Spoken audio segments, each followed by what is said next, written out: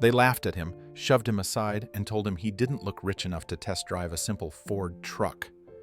Moments later, the man they dismissed made a quiet phone call that would change every life inside that dealership. What they didn't know was who they had just humiliated. Before we continue this incredible story, let us know where you're watching from. If you enjoy stories like this, subscribe to the channel, because tomorrow we have another inspiring story you won't want to miss. The sun hung heavy over Austin, turning the pavement into a wavering sheet of heat as Keanu Reeves pulled into the parking lot of Brighton Ford. He arrived in a faded, dented pickup he had borrowed from a friend on the film set, the kind of truck most people wouldn't look at twice. He stepped out quietly, wearing an old gray t-shirt, worn jeans, and a simple black baseball cap pulled low. He didn't want attention. He didn't want cameras. He only wanted to test drive a Ford F-150 he had admired from afar for months. For once, he wanted to feel normal. Inside the dealership, bright banners hung from the ceiling shouting about blowout sales and end-of-year deals. Music played too loudly. Salesmen hovered near customers like circling birds. Brighton Ford had a reputation around town, fast-talking, aggressive, obsessed with numbers over people. Keanu had heard whispers, but he didn't expect what came next. A young receptionist noticed him first. Her name tag read Mia Alvarez. She offered a tired but sincere smile, brushing a loose strand of dark hair behind her ear as she greeted him. She looked no older than 29, with gentle brown eyes that carried both kindness and exhaustion. Despite everything, she treated him with respect. "Hi there," she said warmly. "Welcome to Brighton Ford. How can I help you today?" Keanu returned a soft smile. "I'm hoping to take a look at the F-150, maybe test drive one." She nodded, eager to help. "Of course, let me get someone for you." But as she turned to call a salesman, Derek Holloway appeared beside her. Senior salesman, mid-40s, perfectly pressed shirt, gold watch just large enough to catch every light. He glanced at Keanu from head to toe, taking in the old boots, the faded cap, the pickup outside. In a single second, his expression hardened into something cold and dismissive. "I'll take it from here," Derek said, nudging Mia aside slightly. Keanu nodded politely. "I was hoping to test drive the F-150 if possible." Derek let out a short, sharp laugh. "You serious?" Several customers turned their heads. Keanu kept his tone gentle. "Yes, that's why I came in." Derek crossed his arms, smirking. "We don't do test drives for people who aren't serious buyers. Come back when you can actually afford it." The words echoed in the showroom. Mia's face fell. Keanu remained calm. Derek waved him toward the door as if brushing off a nuisance. "Sir, we don't need joyriders wasting our gas." Keanu's quiet, steady eyes met his, but he didn't argue. He simply turned and walked out. The automatic doors slid shut behind Keanu, and for a moment the noise of the dealership faded into the hot Austin air. He stood still, letting the sting of Derek's words settle. He had been dismissed before in life, treated like he did not belong, but it still surprised him how quickly some people judged others based on nothing more than clothes or an old truck. He wasn't angry, just quietly saddened by how easily cruelty came to some. Inside, Mia stood frozen at her desk, watching him through the wide glass windows. Her stomach twisted with embarrassment she didn't even owe. She had seen her share of rudeness in customer service, but something about the way Derek humiliated that gentle man felt worse. It felt personal. Keanu had spoken softly, respectfully. He never raised his voice or demanded anything.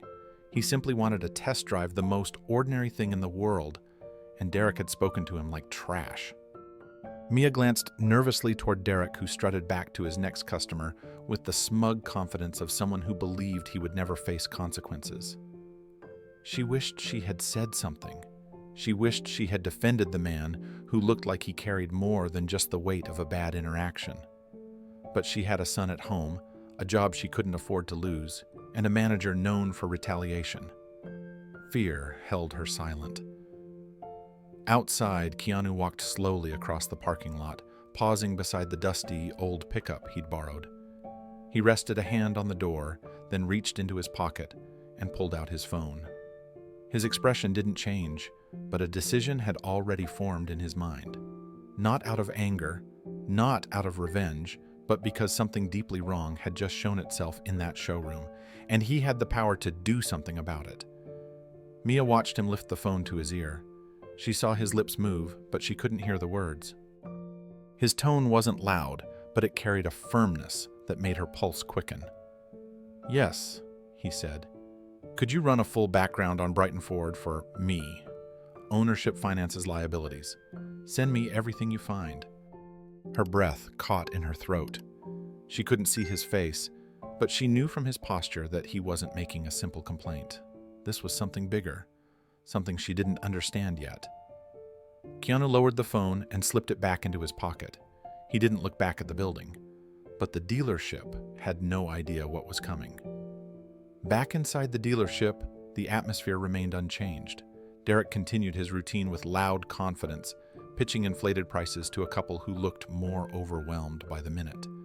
Other employees hurried around pretending not to notice how he had spoken to the stranger who only wanted a simple test drive. The culture at Brighton Ford had normalized this kind of behavior for years. People stayed quiet to survive. But Mia couldn't stop glancing outside. Something about the man's steady composure lingered in her mind. He didn't lash out the way most humiliated customers would. He didn't argue or defend himself. His reaction was almost sorrowful, as if he'd witnessed this kind of judgment far too many times. And that look in his eyes, the quiet acceptance mixed with hurt, struck her deeper than she expected. She leaned slightly forward to get a better view. The stranger stood by the pickup for a long moment, his hand resting thoughtfully on the faded metal door. Then he climbed inside and closed it gently, not slamming it the way a frustrated man might. He didn't speed off. Instead, he sat still for several seconds before slowly backing out of the lot. The old truck rumbled onto the street and disappeared around the corner. Mia exhaled, her chest tight. She wished she had spoken up. She wished she had apologized aloud instead of only lowering her eyes. But Brighton Ford wasn't a place where employees used their voices freely. Not if they wanted to keep their jobs. Her thoughts were interrupted when the dealership's owner, Mr. Brighton, emerged from his office upstairs. He was on a call, pacing quickly down the stairs, his face growing paler with every step.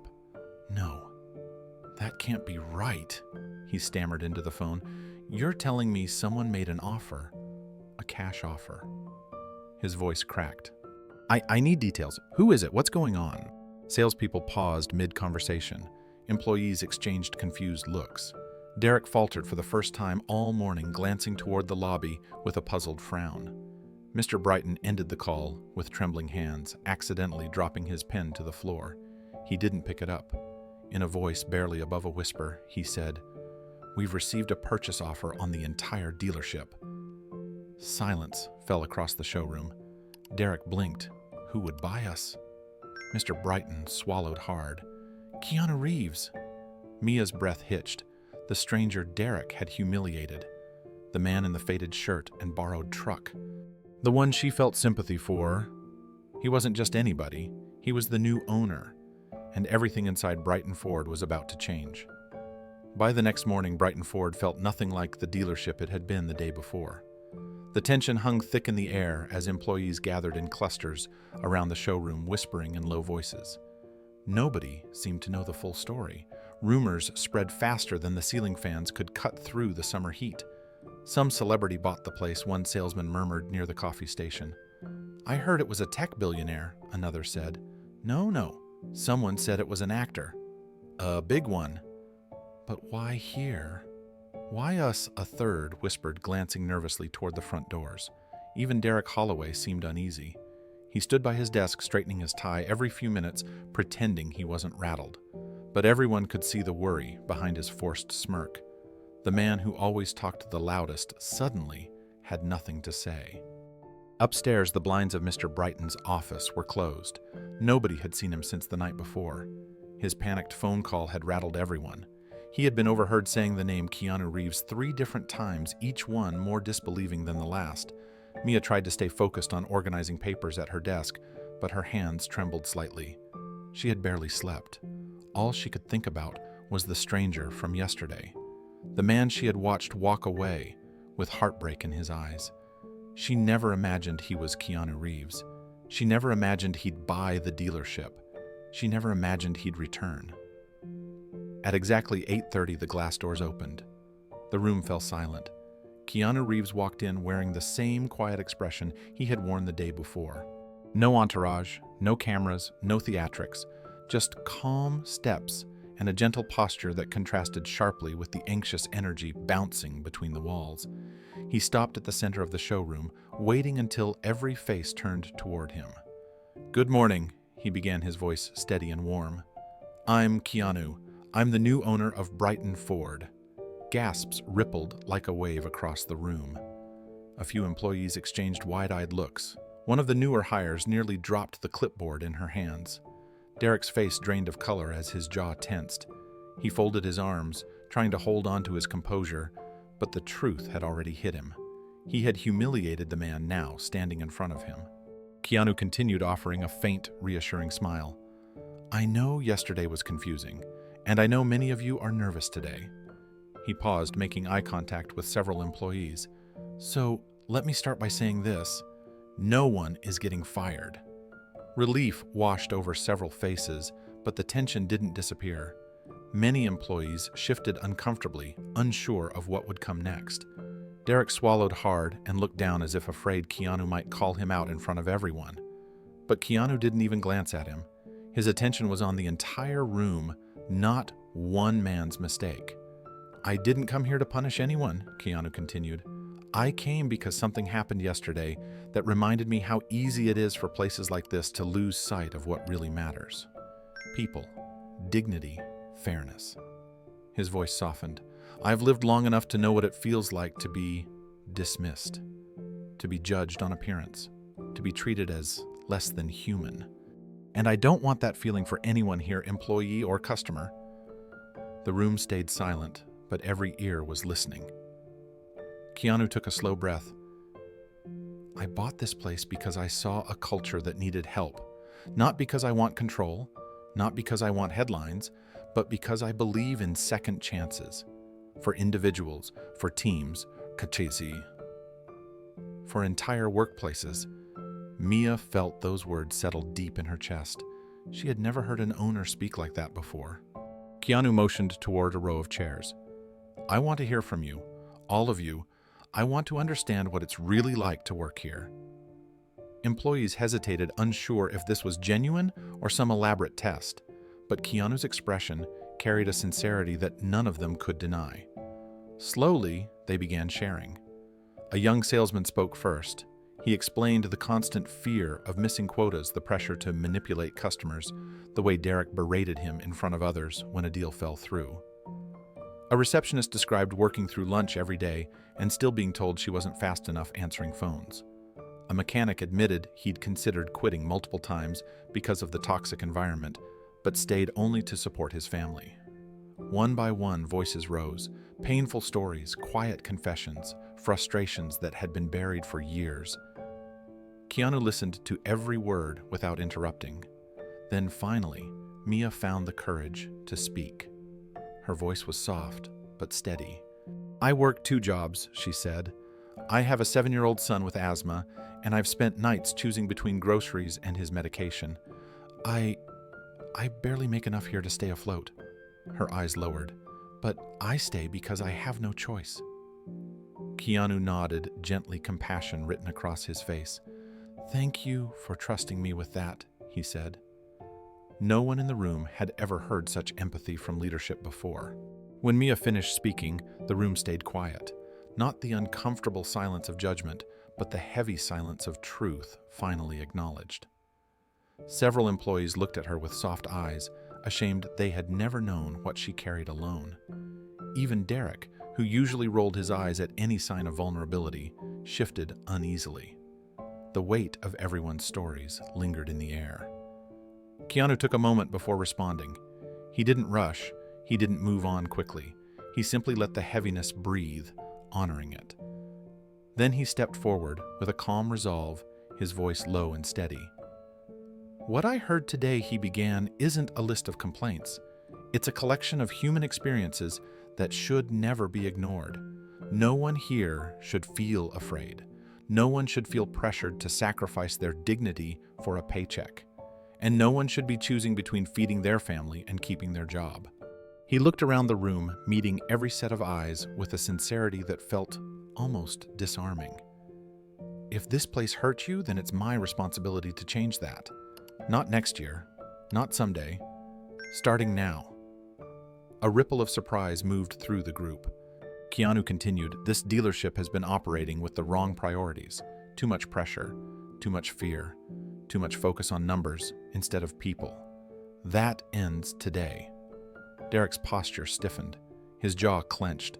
He opened his mouth as if to speak, but Keanu gently lifted a hand, not in a gesture of dismissal, but calm assurance.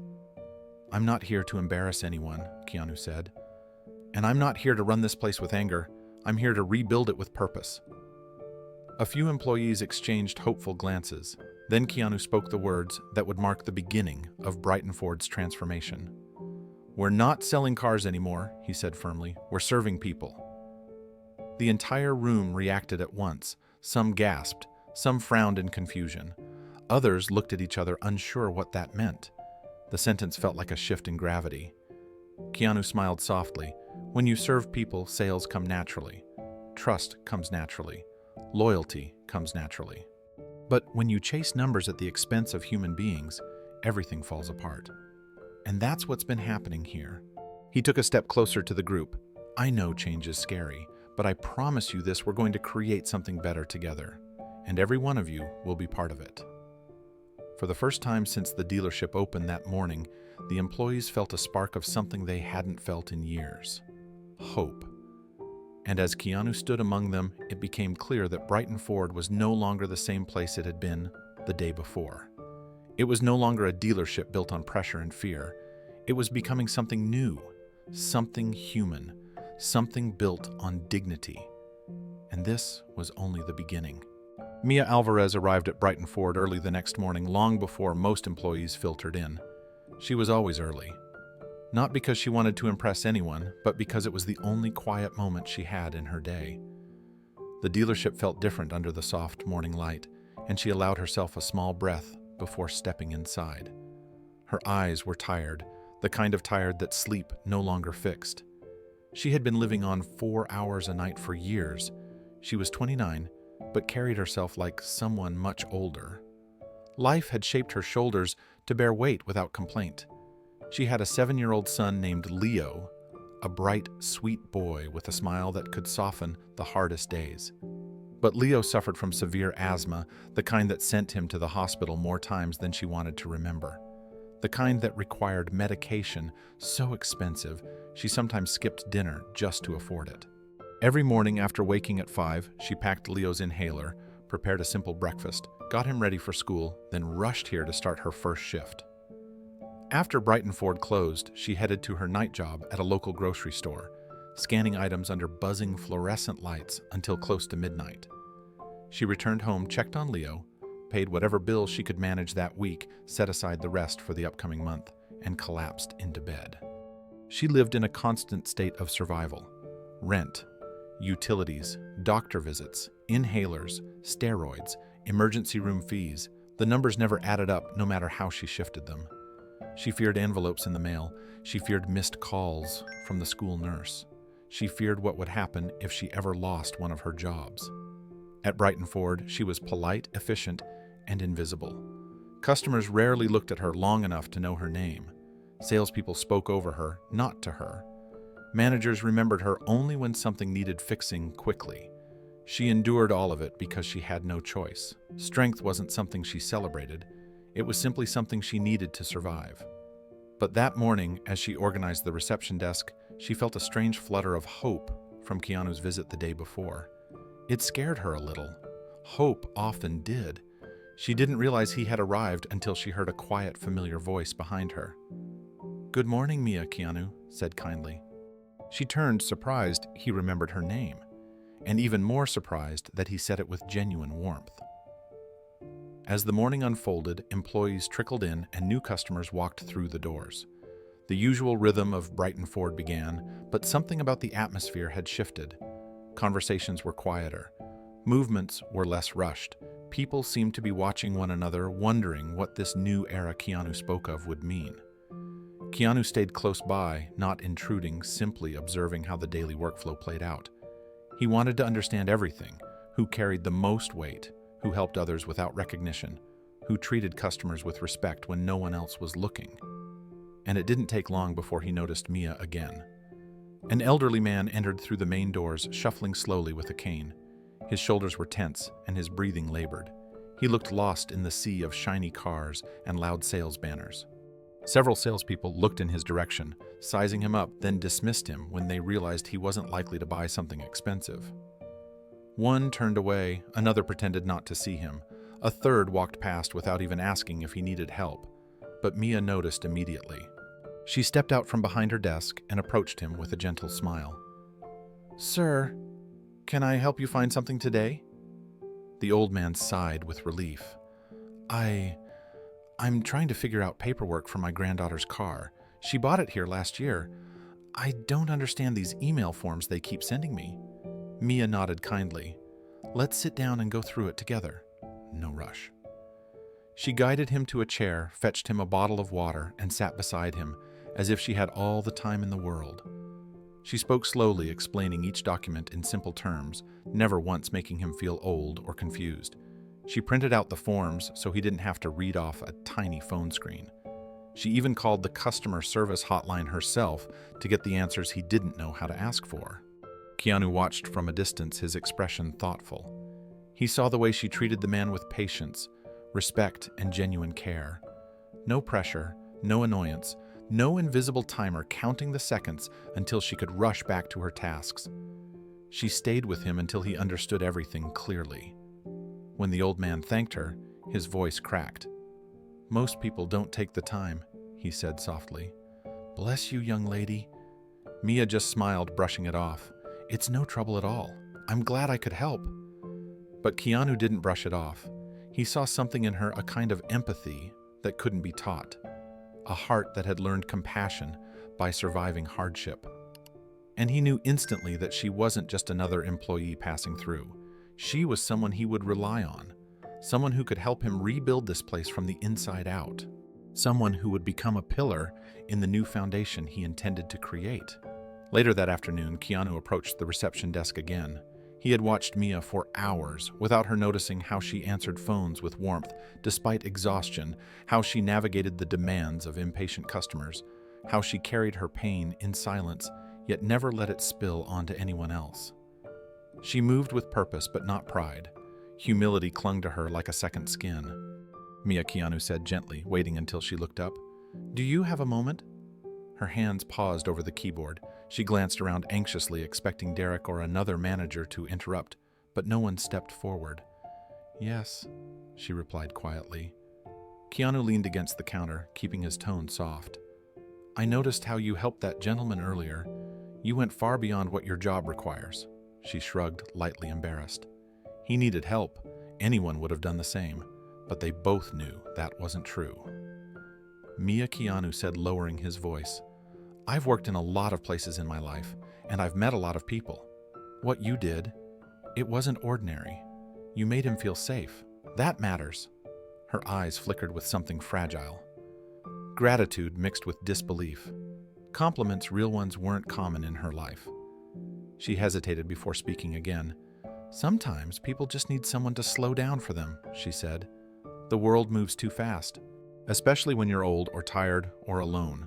Keanu listened closely. He could tell those words weren't just about the elderly customer. They were about her, too. There was a beat of silence before Keanu asked softly, "Did you always want to work in customer service?" A faint, wistful smile crossed her face. "No, I wanted to study business administration, maybe manage something one day.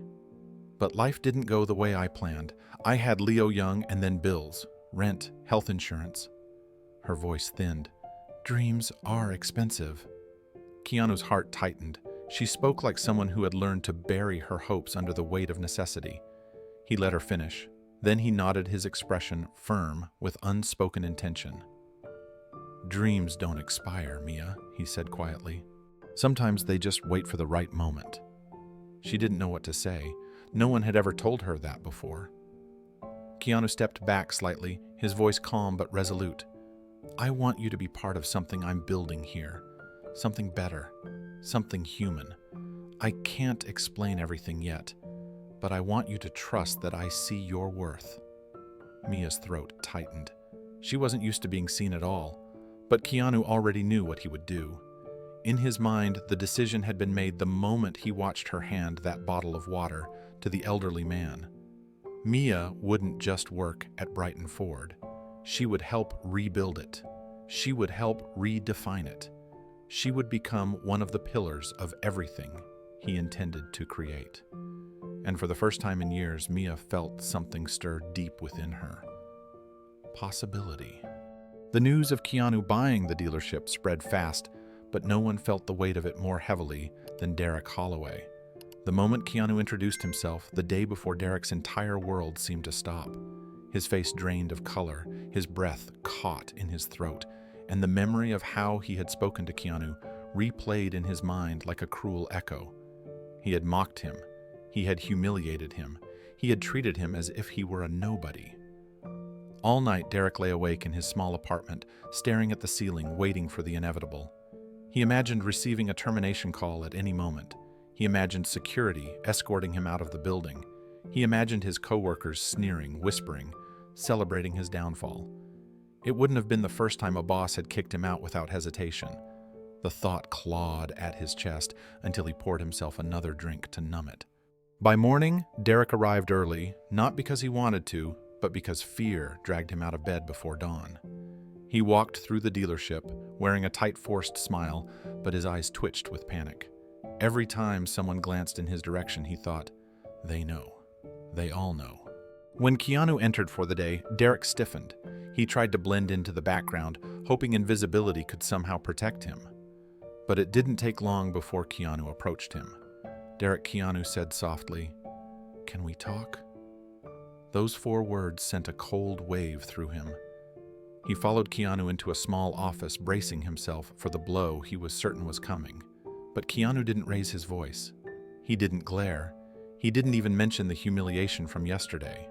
Instead, he sat down, hands folded calmly. "I'm not firing you," Keanu began. "I want to understand you." Derek blinked in shock. Of all the sentences he expected to hear, that one made no sense. "Understand me," he muttered. "Why I was awful to you." Keanu nodded gently. "Yes. But people don't act like that without a reason. And I don't believe in throwing people away." Derek didn't know how to respond. Confusion flickered across his face, followed by something else, fear of being seen too clearly. Keanu continued, "I want you to attend empathy training and accountability sessions, not as punishment, as a chance to grow." For the first time in years, Derek had no words, no excuses, just a trembling awareness that someone wasn't giving up on him. Derek left the office in a daze. Empathy training, accountability sessions. He had expected a pink slip, not a lifeline. His coworkers glanced at him as he walked out, but he avoided eye contact, his mind racing. He didn't understand why Keanu hadn't fired him. Every other boss he'd ever had would have thrown him out without hesitation.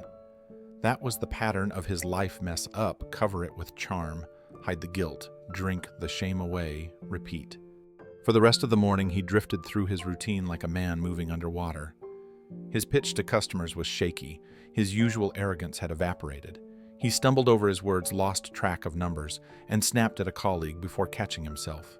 Something inside him felt dangerously fragile, like a cracked glass one breath away from shattering.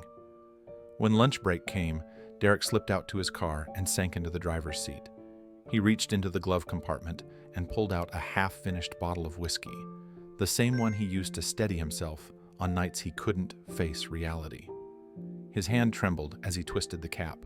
He told himself he only needed one sip, just enough to silence the tightness in his chest. But then he paused. Keanu's words echoed in his mind. "I want to understand you. I don't believe in throwing people away. As a chance to grow." No one had ever spoken to him like that.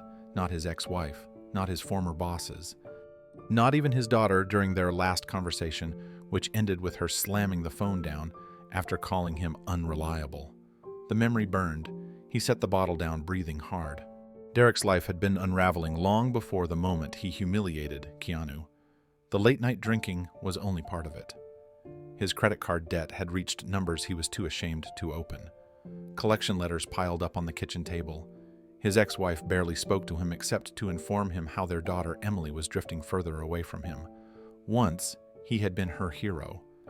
Then he became the man who forgot school meetings, misplaced important dates, and canceled weekends because of work stress or hangovers. The dealership had been his refuge for 2 decades, the one place where he could hide his failures behind sales numbers. But the fear-based culture only fueled the cycle. Pressure, shame, drinking. More pressure, more failure. Now with Keanu watching him, not with anger but with expectation, Derek felt something unfamiliar.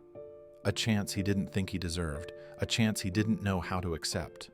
That afternoon, Keanu asked Derek to meet with him again, this time in the conference room, where sunlight poured across the long wooden table.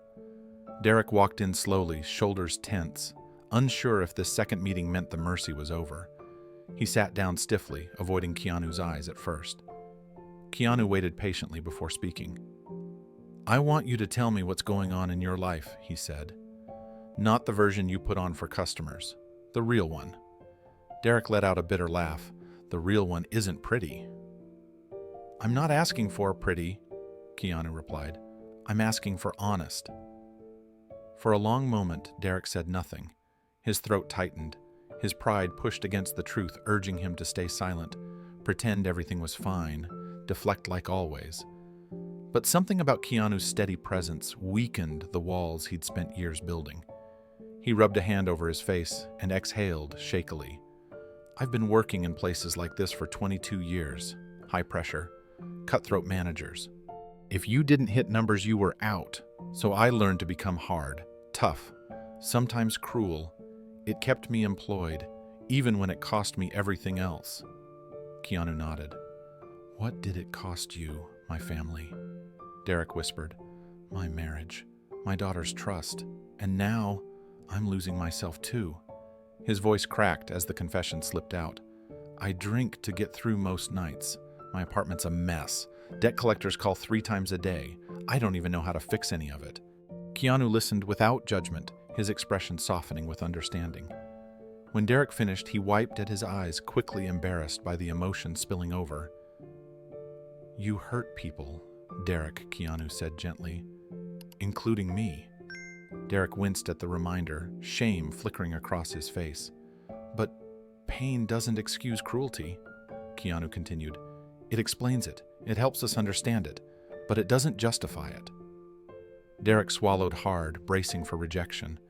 Instead, Keanu leaned forward, his voice calm but steady. "You can change." "I believe that." The words hit Derek like a blow. No one had ever said them to him. Not his managers, not his ex-wife, not even the therapists he'd stopped seeing years ago because he felt judged. Compassion was something he rarely experienced, and almost never in moments when he needed it most. His face tightened and a quiet sob escaped before he could stop it.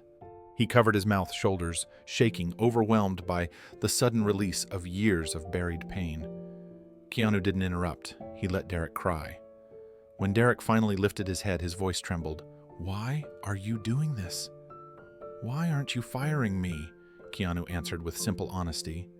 "Because people don't grow when they're thrown away. They grow when someone believes in them." Those words settled into the deepest cracks of Derek's fractured spirit. For the first time in decades, he felt something he thought he had lost forever.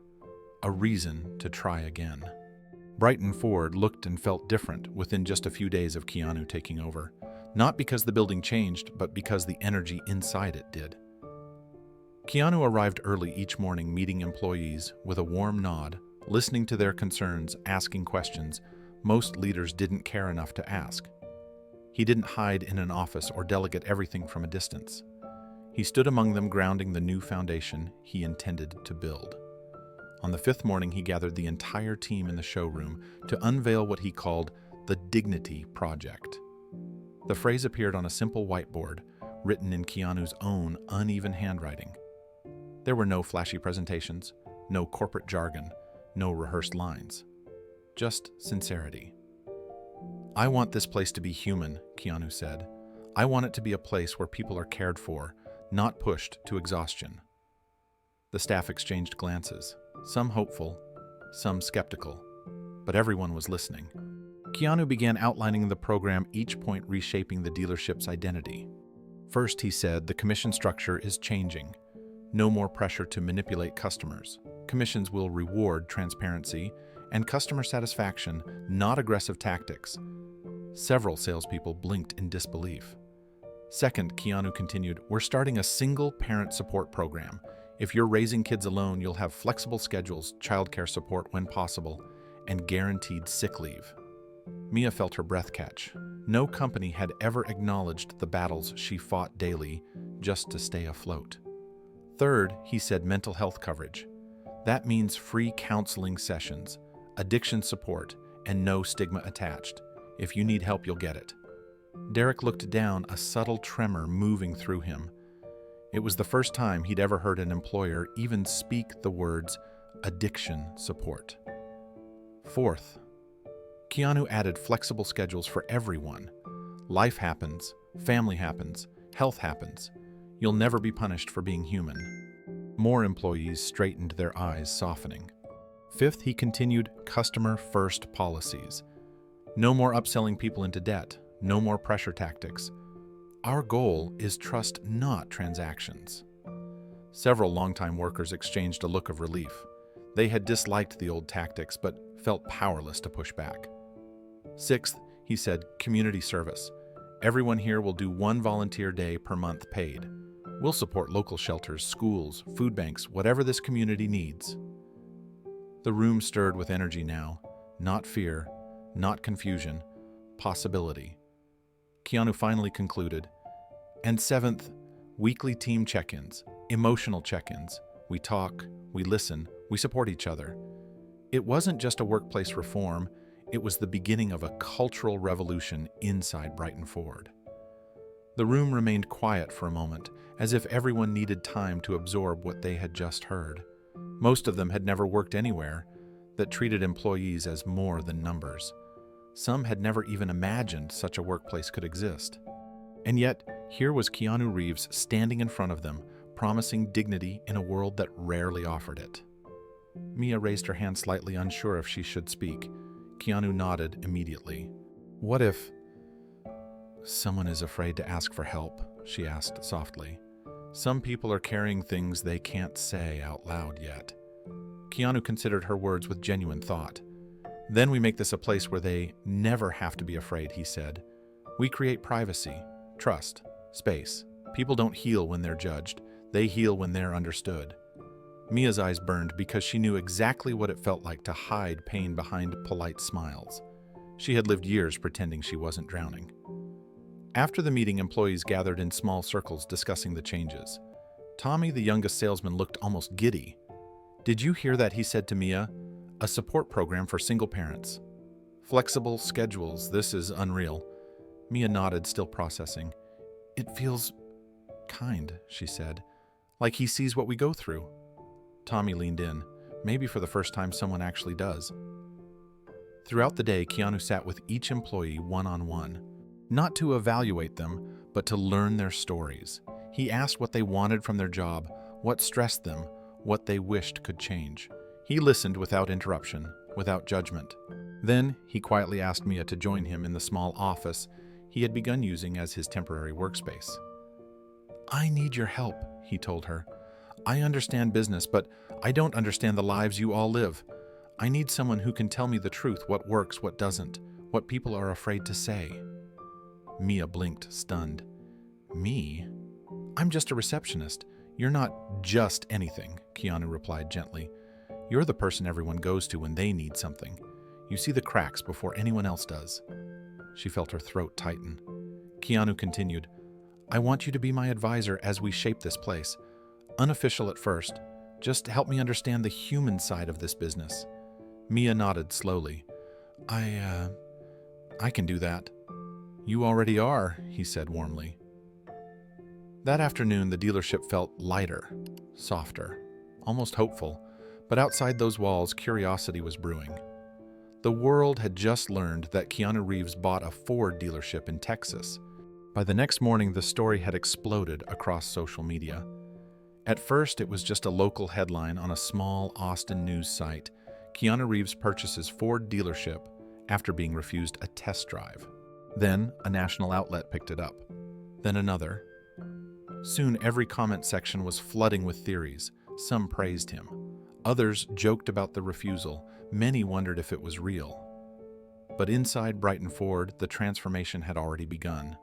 Employees arrived to find fresh fruit and breakfast pastries in the break room.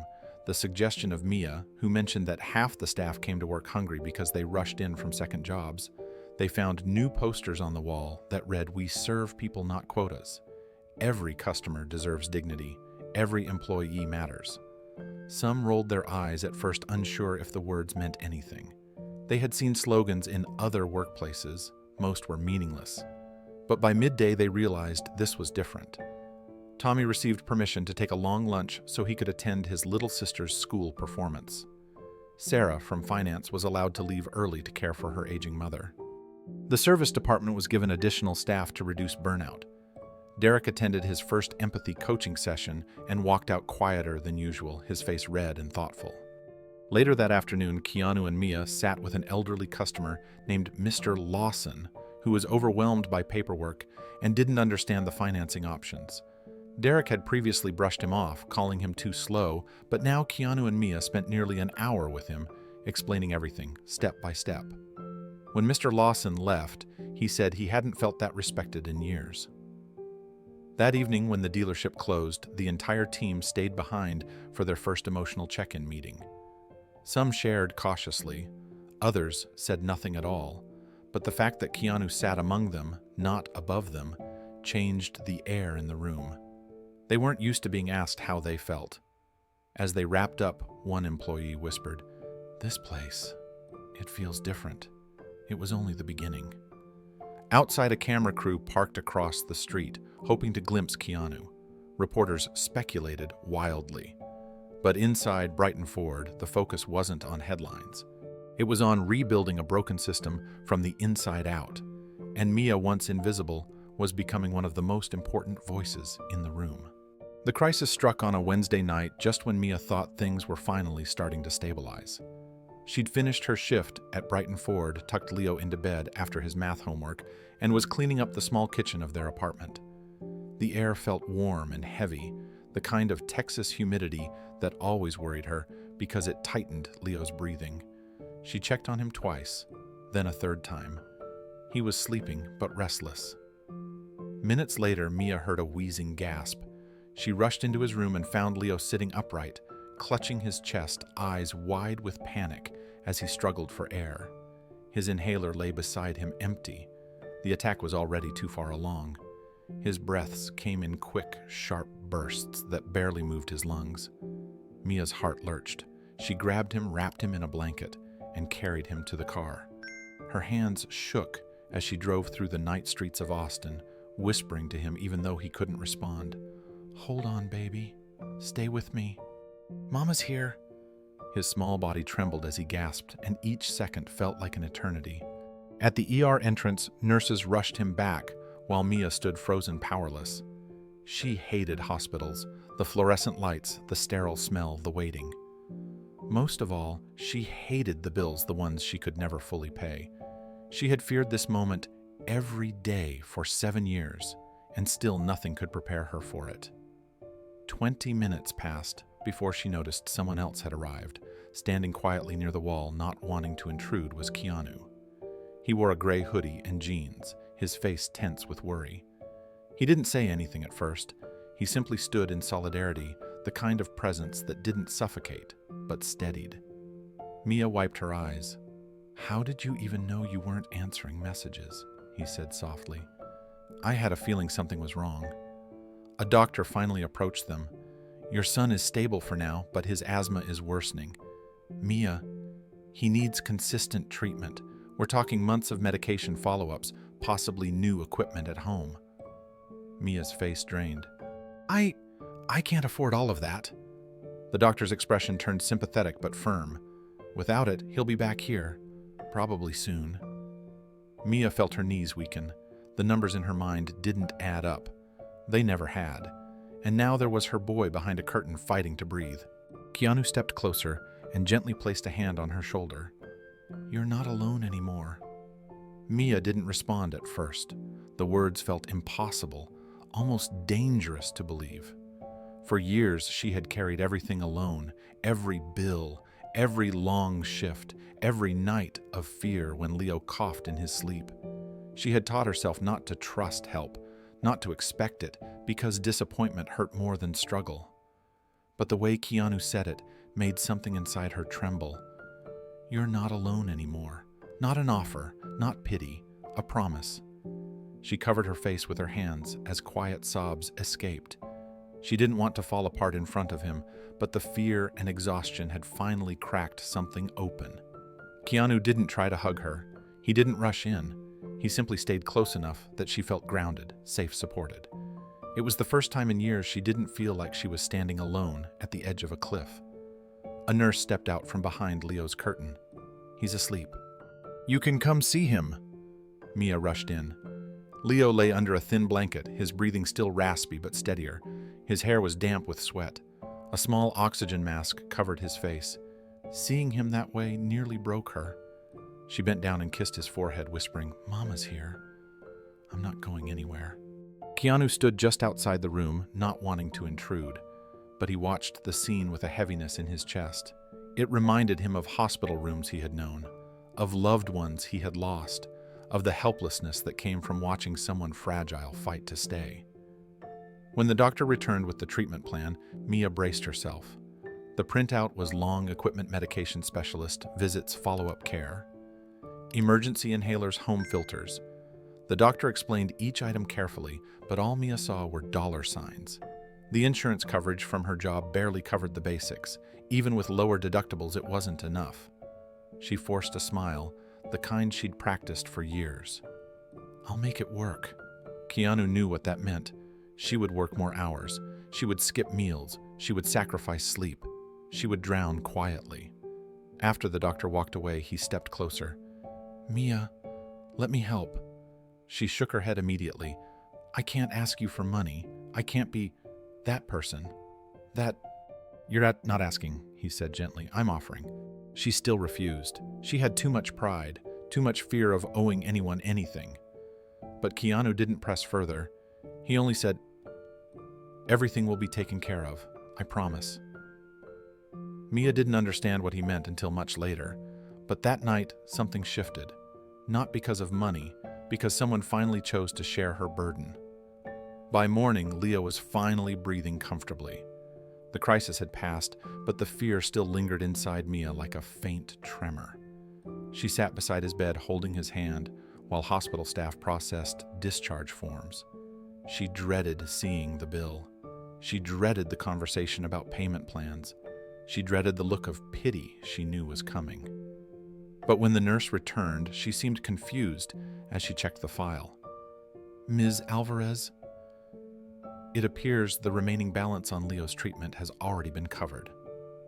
Mia blinked. Covered. By who it was, processed through an anonymous sponsor. Everything for the next 6 months, appointments, equipment, medication, it's all prepaid. Mia stared at her stunned. That can't be right. I didn't submit anything. The paperwork is correct, the nurse assured her. You and Leo are fully covered. Mia sat there in silence as the truth washed over her.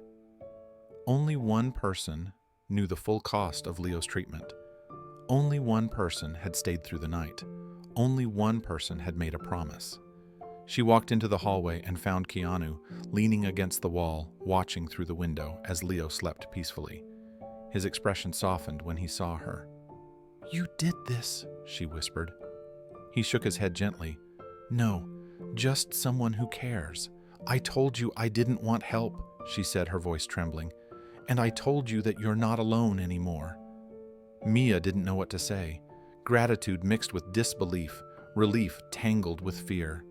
She wiped her eyes and finally allowed herself to feel the weight lifting off her shoulders. Or, the first time in years, she wasn't fighting the world by herself.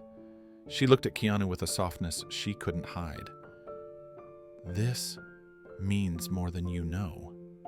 "No," he said quietly, "because I've been where you are." In that hallway, something unspoken formed between them. Trust, connection, and the beginning of a bond that would reshape both of their lives. The invitation came on a quiet Thursday morning just 2 weeks after Leo's health scare. Mia was sorting paperwork at the front desk when Keanu approached with a soft knock on the counter. He carried a simple folder, nothing flashy, but his expression told her it mattered. "Mia, do you have a minute?" he asked. "Of course," she said, setting aside the files. E handed her the folder. Inside was an itinerary, a speaker's badge, and a program for the Southwest Regional Automotive Leadership Conference. Her name was printed under the speaker lineup. Mia Alvarez, Customer Dignity in Modern Sales. Her breath caught. "Keanu, what is this?" "I want you to speak at the conference next month," he said gently. "They asked for someone who understands what the customer experience feels like from the ground level. Someone real. Someone honest." She shook her head immediately. "No, I can't. I've never spoken in front of anyone. I'm not qualified." "You are," he said, his voice steady. "You're more qualified than anyone else in this building, including me." Mia felt her throat tighten. Public speaking had always terrified her. Even reading aloud in school made her palms sweat. She had spent most of her adult life trying to stay invisible, blend and survive, keep her head down. Now he wanted her to stand on a stage in front of hundreds of dealership leaders. The idea made her stomach twist. "I'll mess it up," she whispered. "No," Keanu said with a small smile. "You'll tell the truth, and that's what people need to hear." For the next few days, Mia tried to pretend nothing was happening, but Keanu didn't let her withdraw. Every evening after work, he met her in the small conference room. They sat with printed notes, highlighters, and cups of tea. He listened as she stumbled through sentences, encouraged her when she doubted herself, and gently corrected her pacing. At one point, when she apologized for the 10th time, he said, "You don't have to be perfect. You just have to be you." Those words stuck with her. The night before the conference, she barely slept. Her outline was printed. Her clothes were laid out. Leo had made her a drawing that said, "You can do it, Mama." But when dawn broke, she still felt like her lungs were too small to breathe. Tomorrow, she would walk onto a stage meant for leaders. And she had never seen herself as one until now. The conference center in downtown Austin was larger than anything Mia had ever walked into. The parking lot buzzed with activity, filled with regional managers, executives, and dealership owners dressed in suits that cost more than her monthly rent. She clutched her small tote bag tightly, wishing she had worn something less simple, but Keanu reassured her with a gentle nod. "You look perfect," he said. "Just breathe." Inside, rows of booths displayed new technology, luxury models, and glossy marketing screens blinking with slogans about performance and innovation. Everything felt loud, overwhelming, and far removed from the realities she lived every day. As they walked backstage, Mia's hands began to shake. Her heartbeat thudded like a drum against her ribs. It felt impossible that she belonged in this space surrounded by people who spoke in polished phrases and carried themselves with effortless confidence. When they reached the speaker prep room, a coordinator handed her a microphone headset. "You're on in 11 minutes. Mia nearly dropped it. 11 minutes. "Already you'll be great," Keanu said softly. "Remember why you're here. You're speaking for the people no one listens to." She swallowed hard. "What if I freeze? What if I forget everything?" "I'll be right there," he said, placing his hand over his heart. "Front row." The curtain opened just enough for her to glimpse the crowd. More than 300 people filled the seats. Some chatted, some scrolled through their phones, and others looked impatient, ready for the next presentation. She wanted to run. She wanted to hide. But then she saw a man in the front row stand up and wave gently. Keanu. He gave her a smile that wasn't loud or performative. It was the same quiet encouragement he had given her every day during their rehearsals. a smile that said he believed in her more than she believed in herself. The host announced her name. Mia stepped out to the stage. Lights flooded her vision. Her breath stalled for a moment, but she felt Leo's drawing in her bag, remembered Keanu's words, and forced herself to look up. Her voice trembled at first. "Good morning. I'm Mia Alvarez." A few people murmured politely. She kept going. "I'm not a manager. I'm not anyone important. I'm a receptionist and a mom, and I'm here because my life taught me something most dealerships forget."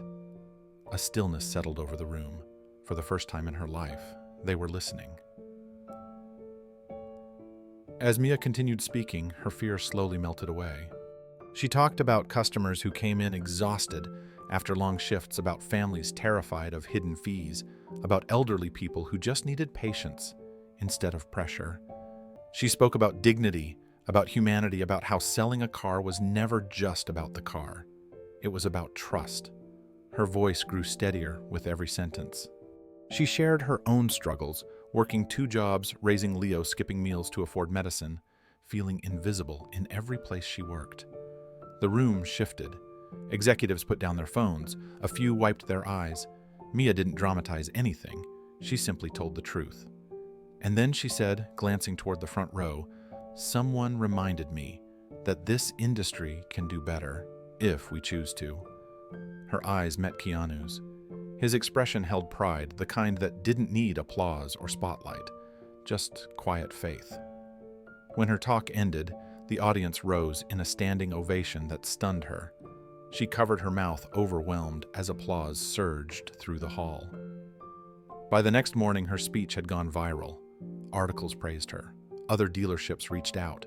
People wanted to learn more about the Dignity Project. And Mia Alvarez, once invisible, had become the voice of a national movement. The conference changed the dealership, but it also changed something inside Mia. She returned to Brighton Ford with a confidence she didn't recognize, carrying the weight of hundreds of messages from strangers who thanked her for speaking truth. Yet, beneath the pride and excitement, she sensed something different in Keanu, a quiet heaviness, a shadow behind his eyes.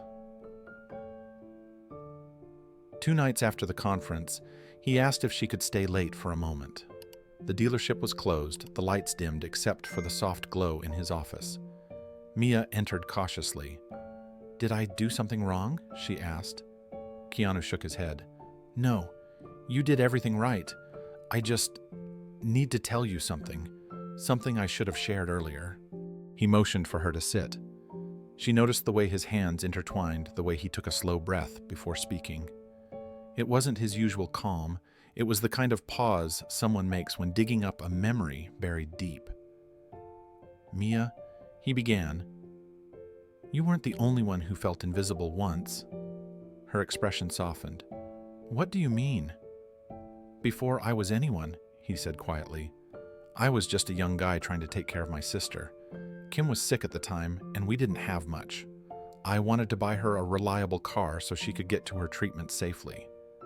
Mia leaned in, sensing the emotion in his voice. "I walked into a dealership that wasn't far from here," he continued. "They looked me up and down, judged my clothes, my bank account, everything. They laughed when I asked about payment plans. One of them asked if I had gotten lost on my way to the used car lot." Mia felt anger rising in her chest. "I tried to explain," he said softly, "but they just kept going. Eventually, 2 of them grabbed my arm and escorted me out, telling me I was making customers uncomfortable." He swallowed hard. The humiliation was still alive in him even decades later.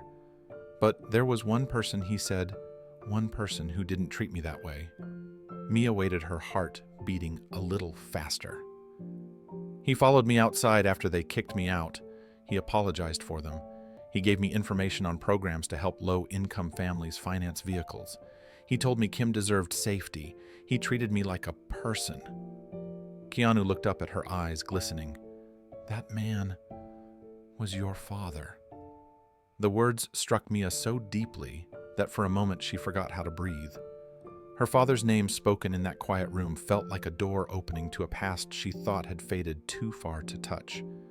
Gabriel Alvarez, a man she adored, a man whose kindness shaped her childhood, a man who died far too young. She blinked rapidly, trying to steady herself. "My father helped you," she whispered. Keanu nodded. "He didn't just help me. He gave me something I didn't have at the time: dignity. When everyone else made me feel small, he made me feel human." Memories flickered through Mia's mind, her father laughing in the kitchen, humming old songs, coming home tired, but still lifting her into his arms. He was the kind of man who held doors open, who carried groceries for neighbors, who refused to let anyone feel less than. "He told me something I'll never forget," Keanu continued. "If you ever end up in a position to help someone, don't hesitate, because someone once helped you." A tear slipped down Mia's cheek. She covered her mouth, overwhelmed. "He said that to you?" "Yes," Keanu replied. "And I carried those words into every part of my life, into my career, my relationships, my choices." Mia stared at the floor as emotion tightened her chest. Her father had worked at several dealerships throughout the years, but she never knew he had crossed paths with people at moments that shaped their futures. She never knew his kindness had reached beyond their small family. Keanu's voice softened. "When I heard Brighton Ford was struggling, I remembered this city. I remembered what happened, and I wondered, what if the person who once helped me had left something behind here? What if there was someone else trying to survive the way he once did?" She lifted her eyes, meeting his. "Why didn't you tell me earlier?" she asked. "Because I didn't want you to think I bought the dealership for you," he said. "You earned your place here. You earned every step you've taken. I just followed a feeling, a pull. And then I met you. I saw your kindness, the way you treated people, the way your father treated me." Mia's breath trembled as she tried to hold herself together. Her hands shook visibly now.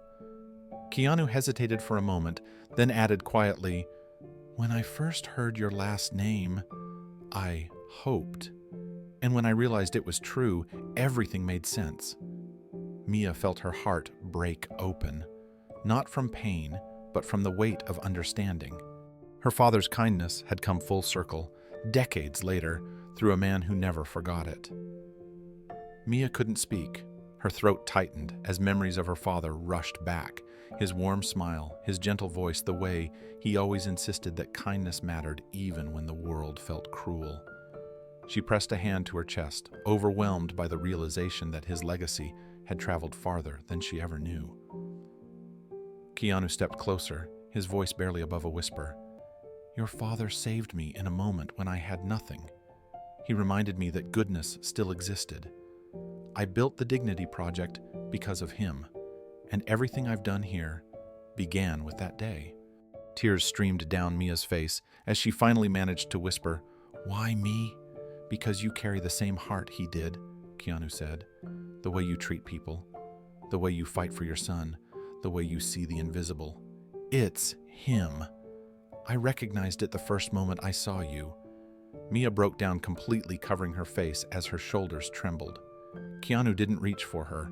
He simply stood there, giving her space to feel everything: grief, love, connection, and the weight of her father's unseen impact. When she finally lifted her head, Keanu spoke one more truth that settled deep in her soul. "Your father's kindness saved me." Once he said gently, "I'm just returning what he gave." News about the Dignity Project spread faster than anyone expected. Within weeks, reporters camped near the dealership, influencers filmed reaction videos, and customers from nearby states drove in just to shake hands with the staff. It felt surreal for everyone, especially Mia. But in the middle of the excitement, she received a message that shook her far deeper than any headline ever could. It came late one afternoon when she was finishing paperwork. Her phone buzzed with a number she hadn't seen in years. For a moment, she stared at it frozen. Her breath caught in her throat. It was Diego. She didn't answer. She couldn't. Instead, she slipped her phone into her bag and forced herself to keep working. But 10 minutes later, a text appeared. "Mia, please, I need to talk to you. I heard about everything. I'm clean now. I want to see Leo." Her stomach twisted into knots. Memories flooded back the early years when Diego had been gentle, hopeful, a dreamer with a bright smile. Then the years after that, when layoffs, long hours, and pressure pushed him into drinking. The nights he disappeared, the arguments, the final moment when she locked the door behind him for the last time. She tried to steady her breathing, but the past had a way of gripping her by the ribs. Keanu noticed her expression from across the lobby. After everyone else left, he approached quietly. Something happened. She hesitated, then nodded. It's Leo's father. He wants to come back. He says he's clean. Keanu didn't react with judgment or anger. He didn't ask invasive questions. He simply listened. How do you feel about that? He asked gently. I don't know, she whispered. Part of me is scared. Part of me is angry. But Leo, he's always asked about him. Then maybe the question is what feels right for you. Mia rubbed her eyes. I don't want to let him hurt Leo again, but I also don't want Leo growing up wondering why I kept him away. Keanu nodded slowly. You're a good mother. Whatever choice you make it from that place. She took a long breath. He wants to meet tomorrow. And you? He asked. After a long pause, she finally answered, I think I owe Leo the chance to see for himself. Keanu placed a supportive hand on her shoulder. Then you won't face it alone. I'm here if you need anything. But he didn't push. He didn't offer to join. He respected that this was her journey to walk. The next morning would bring the hardest meeting of her life. Diego arrived early. Mia had chosen a quiet park near their apartment, a place with open space and clear air so Leo wouldn't struggle with his breathing. She sat on a bench with her hands clasped tightly, watching Leo play near the swings. Her heart thudded against her ribs as she saw a familiar figure slowly approaching from the sidewalk. Diego looked older than she remembered. His shoulders were narrower, his frame thinner, his once bright eyes clouded with years of regret. His hair was longer, brushed back, but messy, and he wore a faded jacket that hung loose around his body. But what struck Mia the most wasn't how he looked. It was how carefully he walked, like every step toward her required courage. He stopped a few feet away. Hi, Mia. She swallowed hard. Hi. For a moment, neither spoke. The silence between them felt heavy, filled with everything they never said, everything they lost, everything they survived. I didn't know if you'd actually come, he said softly. I almost didn't, she admitted. Diego nodded, accepting that without protest. He looked toward the playground, his eyes landing on Leo. His lips trembled slightly. He got so big. Mia felt a sharp ache in her chest. He's 7 now. I know, he whispered. I missed everything. And that's on me. There was no excuse in his voice, no defensiveness, only a quiet grief. Leo noticed someone standing beside his mother and jogged over. Mama, who is... He paused mid-sentence, staring at the man he had seen only in a handful of old photos. Diego sank to one knee, voice shaky. Hi, buddy. I'm your dad. The world seemed to freeze. Leo looked at Mia confused. Her voice cracked as she answered, Yes, sweetheart. This is your father. Diego didn't reach out. He didn't try to hug him. He simply waited, hands by his sides, tears gathering in his eyes. I'm sorry I wasn't around, he said. I'm trying to be better now, if you'll let me. Leo studied him cautiously. The innocence in his eyes held no judgment, only uncertainty and a shy curiosity. Do you want to play catch? Leo finally asked. Diego let out a broken breath of relief. I'd love to. Mia watched them walk toward the open field, her throat tight. Nothing about this moment was perfect. Nothing was easy. Nothing was resolved. But for the first time in a long time, it felt like a beginning. They played for nearly an hour slow at first, careful, almost painfully awkward. Leo's throws were small, uncertain. Diego's catches were clumsy, his hands shaking every time the ball came near him. But gradually something softened between them. A quiet rhythm formed, a shared smile, A tiny laugh from Leo when Diego tripped in the grass. It wasn't the reunion of a movie. It was messy, slow, imperfect, and real. As the sun dipped low, Mia watched from the bench, her emotions winding through fear, relief, grief, and hope. She hadn't decided what Diego's future role would be. She wasn't ready to forgive everything, but she could see he was trying, truly trying. When the game ended, Diego walked Leo back with gentle steps. "Thank you," he whispered to Mia, "for letting me try again." "This doesn't erase the past," she said softly. "I know," he replied, "but I'm willing to earn whatever you'll let me." Leo tugged Mia's hand. "Mama, can we see him again?" Mia looked at Diego, saw the sincerity in his eyes, saw a man fighting his way out of the darkness he created. She nodded slowly, one step at a time. It wasn't forgiveness, but it was hope. 1 year later, Brighton Ford no longer resembled the struggling dealership it once was. The building had been repainted in warm tones, the customer lounge now filled with plants, soft music, and comfortable seating. The old aggressive sales posters were long gone, replaced by photos of employees volunteering in schools, building community gardens, and delivering supplies to families in need. The transformation was more than cosmetic, it was cultural. It was human. The anniversary celebration was planned months in advance, but no one expected the turnout. Hundreds of people from Austin and surrounding towns arrived, many bringing homemade signs thanking the staff. Food trucks lined the parking lot. A small stage had been set up with local musicians performing. Children ran around with balloons, and elderly customers leaned on canes as they waited to thank the team in person.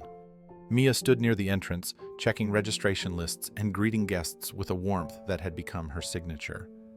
A year ago, she was barely surviving. Today, she carried herself with a confidence that came from growth education and being seen. She had completed her first semester of online business courses, juggling motherhood work and studies with a strength she didn't know she had. Leo played nearby, chasing other kids with a superhero cape fluttering behind him.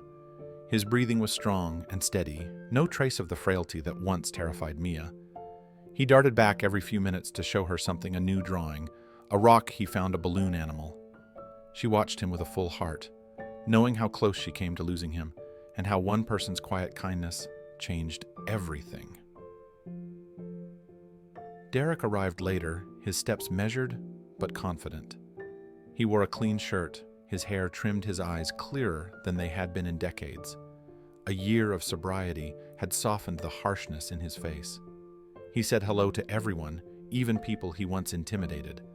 Most greeted him with genuine warmth. In the past, he had been feared. Today, he was respected because he had fought for change and earned it. Keanu arrived without fanfare, as he always did. No entourage, no cameras, just a modest button-up shirt and jeans. But when the crowd saw him, applause rippled through the lot. People waved, children pointed, and employees gathered around with pride. He didn't bask in the attention. He simply smiled, shook hands, and listened. Brighton Ford had become more than a dealership. It had become a miracle in Austin. As the celebration continued, a large screen displayed the dealership's year-end statistics numbers that stunned even the staff who lived through the transformation. Sales were up 82%, not because of pressure, but because customers trusted the place. Service reviews averaged 4.9 stars, employee turnover 0. People were proud to work here now, proud to be part of something with meaning. A community board highlighted other milestones. 15 new jobs created, 30 single parents supported through childcare stipends and flexible schedules. A scholarship fund launched for local teens, and in the neighborhoods around the dealership, petty crime had dropped significantly thanks to outreach programs led by Derek and a group of volunteer employees. They had worked with local youth centers, offering mentorship workshops and even weekend activities. Brighton Ford had become a safe place, a gathering point, a piece of the community's heart.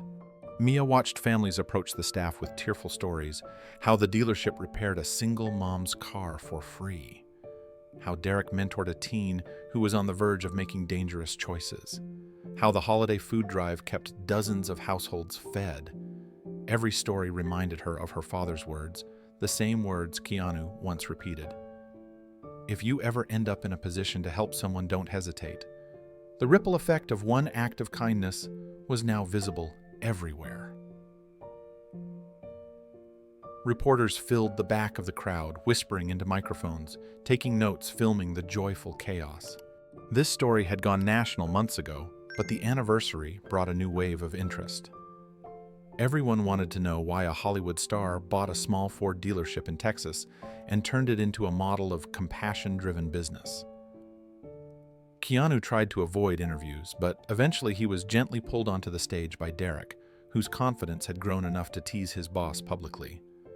The crowd laughed as Keanu shook his head with a humble smile, stepping toward the microphone as the applause faded into a warm hush. Before he spoke, he looked out at the people who had become like family over the past year. Mia, Leo, Derek, the entire team, faces of resilience, transformation, and hope. He cleared his throat softly. "I'm not here because of fame," he began. "I'm here because a long time ago someone treated me with dignity when others wouldn't." The crowd leaned in silent listening. "And I never forgot that." The reporters immediately raised their hands, eager for quotes, but Keanu continued before anyone could shout a question.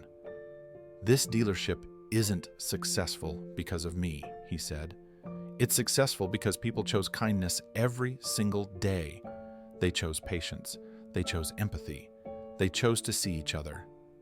He gestured toward the employees gathered near the stage. "These people built this place. They turned it into something worth believing in." Applause spread again, louder this time. Derek lowered his head, overwhelmed, while Mia wiped a tear from her cheek. Even Leo clapped proudly, not fully understanding everything, but knowing this moment mattered. A reporter finally called out, "Do you regret buying the dealership?" "Mr. Reeves." Keanu smiled gently, the kind of smile that held a full year of change behind it. "Regret," he echoed. "No, kindness is never a bad investment." The crowd erupted. Children cheered, families hugged the employees, the staff gathered around Keanu. Not as fans, but as people grateful for the leader who believed in them. As the sun dipped over the Austin skyline, the dealership glowed with lights and laughter, a symbol of what could happen when humanity came before profit. A year ago, Brighton Ford had been broken. Today it stood as proof that dignity could rebuild anything. The first sign that the Dignity Project had truly taken root beyond Austin came 6 months after the anniversary celebration. A small dealership in Phoenix reached out to Mia personally, asking if they could adopt Brighton Ford's policies. They had seen her conference speech, studied Keanu's initiatives, and wanted to become a place where employees no longer dreaded coming to work. Mia forwarded the request to Keanu, thinking he would offer them advice. Instead, he traveled there himself. Within weeks, the Phoenix dealership became the first official partner location. Then 2 more dealerships joined in Colorado, 4 in Illinois, 6 in Florida. By the end of the year, more than 50 dealerships across the country had joined the Dignity Project network, each agreeing to adopt transparent sales practices, employee mental health support, single-parent assistance programs, community outreach, and dignity-focused customer experiences. Every dealership received in-person training from rotating leaders including Mia, Derek, and volunteer staff from Austin.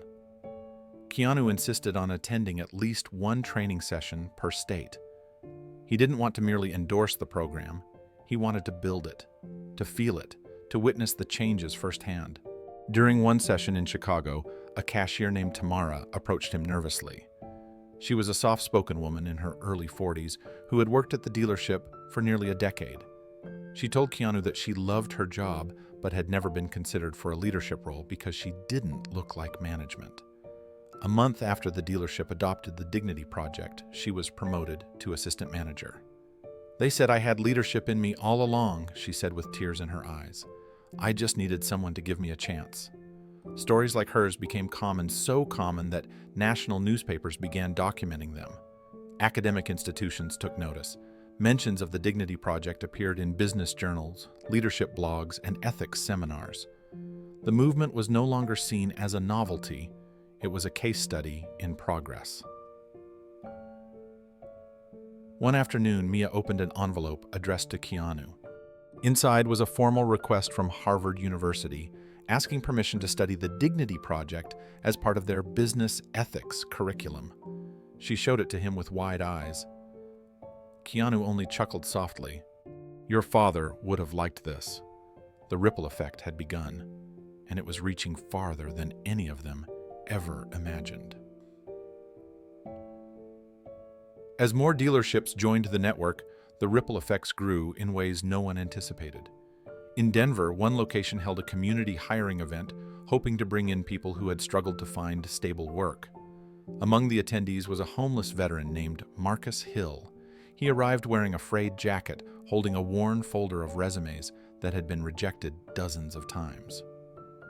Marcus admitted during his interview that he hadn't held a steady job in years. He spoke quietly, eyes down, ashamed of the gaps in his record. The service manager, freshly trained under the Dignity Project, didn't dismiss him. Instead, he asked Marcus what he needed to succeed. Marcus replied with trembling honesty, "A chance, just one." They hired him on the spot. His first months were rocky. He battled anxiety and self-doubt, often arriving early because he was afraid of disappointing anyone. But the team supported him. They paired him with a mentor. They encouraged him to take breaks. They celebrated his small wins. And slowly, Marcus began to thrive. 1 year later, he became the lead technician in his department. A framed certificate on the wall read, Employee of the Year, Marcus Hill. When reporters asked him how he turned his life around, he said, "Someone believed I was worth more than my mistakes. That was all I needed." Stories like his spread across social media, regularly shared under hashtags celebrating the Dignity Project. Parents wrote about workplaces that finally understood school schedules. New employees described managers who listened.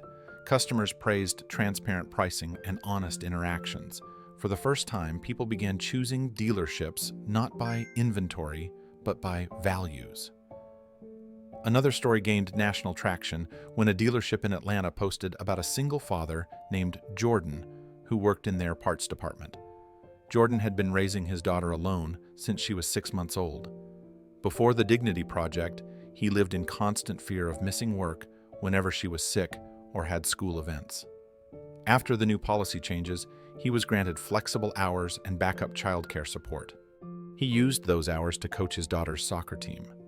When the dealership shared a photo of Jordan holding a Coach of the Year trophy with his daughter hugging his waist, the image went viral. The caption read, "Giving parents time with their kids isn't a perk, it's dignity." The Dignity Project wasn't just changing workplaces, it was restoring lives one person at a time. By the end of the second year, the Dignity Project had become a nationwide conversation. News anchors debated its principles. Leadership podcasts quoted Mia's conference speech. Community organizations reached out asking how to build similar programs. What began as a quiet experiment born from a humiliating experience had transformed into a movement reshaping the entire automotive industry. During a televised interview, a journalist asked Keanu what surprised him most about the expansion. He paused before answering. "How far kindness travels," he said. "One refused test drive, one act of cruelty, and one person who chose compassion. That moment changed my life. Now it's changing thousands more." Mia watched the interview from her office at Brighton Ford, a stack of Dignity Project training binders beside her. She still remembered the version of herself who once skipped meals to afford Leo's medication, who never imagined she would help lead a national transformation. Now, dealerships called her daily, asking for guidance. People looked up to her. Her father's spirit lived in every policy she helped design. As she closed the laptop, Leo burst into the room wearing his superhero cape, laughing. "Mama," he said, "are you going to fix more places today?" She smiled, lifting him into her arms. Yeah, she whispered. We are. The Dignity Project's national growth created a whirlwind around Keanu. Meetings, interviews, conferences, travel coordination between dozens of dealerships every day became fuller, heavier, more demanding. On the outside, he remained calm, humble, gracious.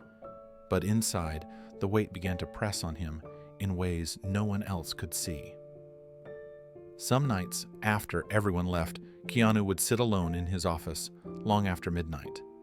The dealership lights would be dim, the hallways silent. Papers and reports lay scattered across his desk, reminders of responsibilities he never intended to accumulate. He had started the Dignity Project to honor a memory, to change one place, to return a kindness. He never expected it to become a national movement. And while he was proud, a familiar ache lingered beneath the surface. One Thursday evening, Mia stopped by after finishing her online class. She noticed the light under his door and hesitated before gently knocking.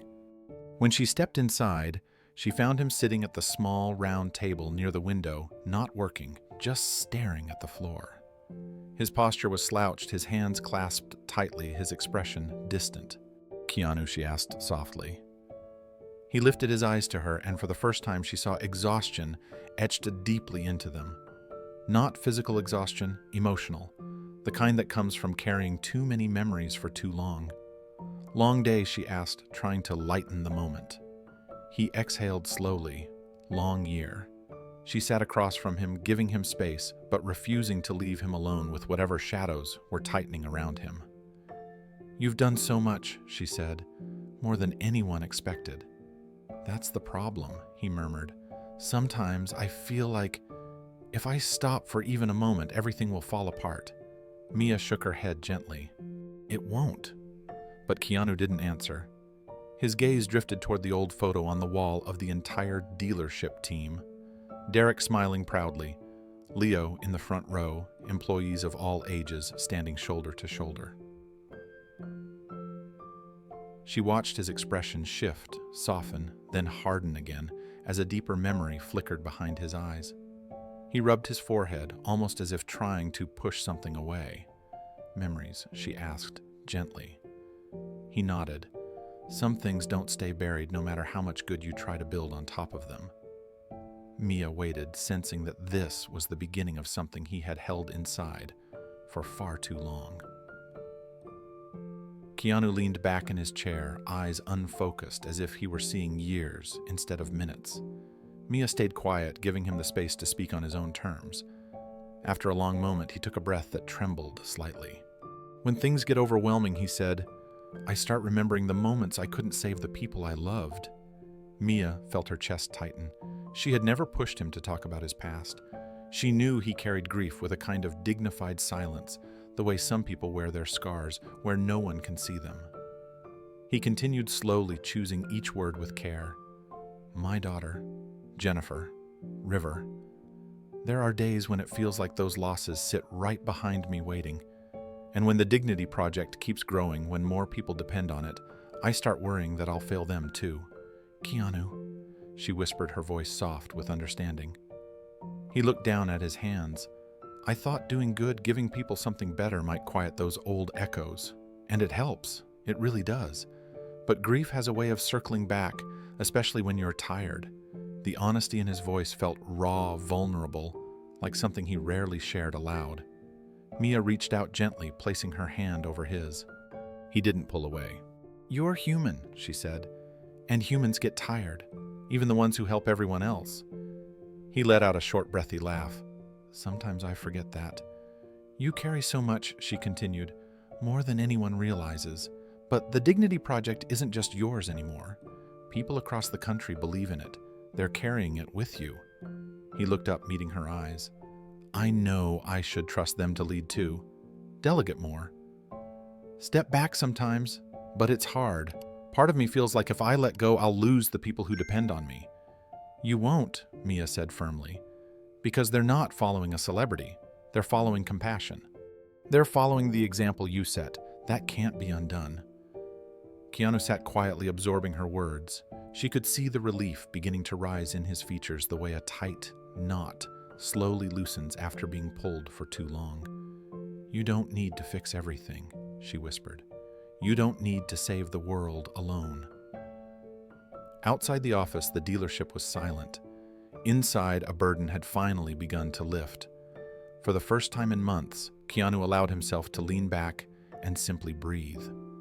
Mia watched the tension in his shoulders begin to soften, the heaviness in his face eased just a little. He looked like a man carrying a mountain who finally realized he could set it down. "You've carried pain alone for so long," she said, gently. "But you're not alone anymore. Not in this. Not in anything." He nodded, swallowing hard. "I forget that sometimes. That's why people like me are here," she said with a small smile. "To remind you that you're allowed to rest. You're allowed to trust others. You don't have to hold everything together by yourself." Keanu looked at her with gratitude, not the polite kind, but the deep, quiet kind that lives behind the eyes. "Thank you," he whispered, "for seeing me." She squeezed his hand once before letting go. "You've given so much of yourself to this movement. Now you need to let it give something back." Later that night, after Mia left, Keanu turned off the lights in his office for the first time before midnight. He walked outside into the cool Austin air, feeling lighter than he had in a long time. For once, he wasn't walking alone. He was finally learning to heal. The idea for a documentary didn't come from Hollywood or a major studio. It came from a quiet young filmmaker named Daniel Brooks, a documentary storyteller known for capturing ordinary people whose lives created extraordinary change. He had been following the Dignity Project for months, fascinated not by the celebrity connection, but by the way compassion had reshaped an entire industry. One afternoon, he walked into Brighton Ford with a simple camera bag slung over his shoulder. Mia was at the reception desk finishing up calls when Daniel approached nervously. He introduced himself and explained that he wanted to document the stories behind the movement, the employees, the customers, the families touched by the changes. He spoke humbly, his voice steady but earnest. "I'm not here for a sensational story," he said. "I'm here because I think people need to see what dignity looks like when it's lived, not preached." Mia listened carefully, intrigued by his sincerity.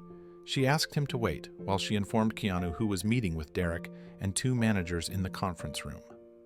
When the meeting ended, Keanu stepped out and greeted Daniel with his usual quiet warmth. "I've seen your work," Keanu said. "You tell stories with respect. That matters." Daniel nodded, visibly relieved. "Thank you. I want to create something honest, something that shows how this movement grew from one act of kindness." Keanu took a long breath, glancing around the dealership, where employees laughed with customers and children played near the waiting area. "If we do this," he said, "it can't be about me. I don't want a story about a celebrity buying a dealership. I want a story about the people who were invisible until someone finally saw them." Daniel's eyes lit up. "That's exactly the film I want to make." Mia stood behind the counter listening. She felt a small shiver run through her. Invisible people. That was who she had been before this place changed her life. And now a documentary might give countless others the courage to speak, to be seen, to believe they mattered. Keanu shook Daniel's hand and offered a small but firm nod. "Let's tell their stories," he said. And the project quietly began. Filming began gently, almost invisibly, the way Daniel preferred to work. He didn't bring large crews or lighting trucks. He filmed with a compact camera, a small microphone, and a notebook tucked under his arm. He spent the first week simply observing, walking through the dealership, sitting in on team meetings, talking quietly with employees during breaks. What struck him most wasn't the policies or the statistics. It was the atmosphere. People greeted each other by name. Managers checked in on employees' families. Customers lingered after their appointments because they felt comfortable, not rushed. It was unlike any dealership he had ever seen. Daniel started with individual interviews. Mia went first. She sat in the small break room sunlight coming through the blinds, her hands resting loosely on the table. He asked her about her life before Brighton Ford, her struggles raising Leo, her exhaustion, her invisibility. She spoke softly, but every word landed with weight. "I wasn't planning to be part of anything big," she said. "I was just trying to survive. But this place, it reminded me that people deserve to be seen even when they feel small." Next came Derek. His interview was harder. He hesitated before answering questions, his voice cracking when he talked about the years he spent trapped in anger and addiction. At one point, he wiped his eyes and said, "I spent so long being the worst version of myself. I didn't think change was possible, but someone finally believed I could be better, and that belief saved me." Daniel filmed employees from other states too, stories of people who had gone from burnout to stability, from fear to confidence. He traveled to Chicago to interview Tamara, who proudly showed her new office as assistant manager. In Atlanta, he filmed Jordan coaching his daughter's soccer team, capturing the radiant joy on her face as she hugged him. Every story connected to another, forming a web of small kindnesses that had grown into a movement. When Daniel returned to Austin, he filmed a session of the Dignity Project's mentorship program. Employees stood in a circle, sharing victories and struggles. At the center of the room, Keanu listened, offering encouragement, but never dominating the conversation. Daniel noticed something important. Keanu rarely spoke about himself. He always redirected the spotlight to others, highlighting their growth, their courage, their transformations. "This film isn't about me," Keanu reminded Daniel more than once. "It's about them."